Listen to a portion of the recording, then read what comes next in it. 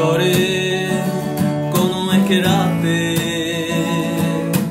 বেরিয়ে পড়লাম চারজন একসাথে। মিরপুর 12 থেকে সরোবরে মেতে উঠলাম গানের আসরে। চশমা পরা সেই মেয়েটির চোখে চেয়ে রোমান্টিক সবে গান গোজাচ্ছি গেয়ে। হঠাৎ কখন সেই মেয়েটি চলে গেল,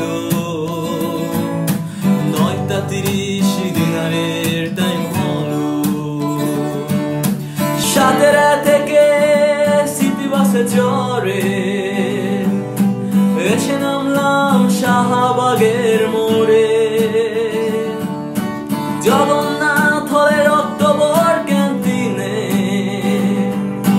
35 টাকার খিচুড়ি খেলাম কিনে।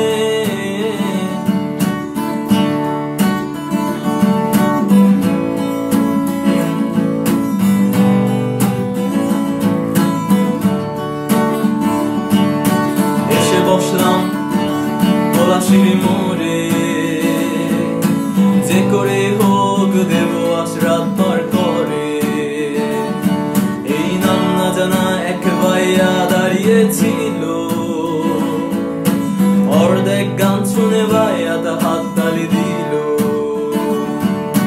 তারপর ভাইয়া তা চাই খেল নিয়ে গেল চলে, চায়ের বিলটাও দিয়ে গেল না বলে। হতবাক হয়ে মানিকের দোকানের পাশে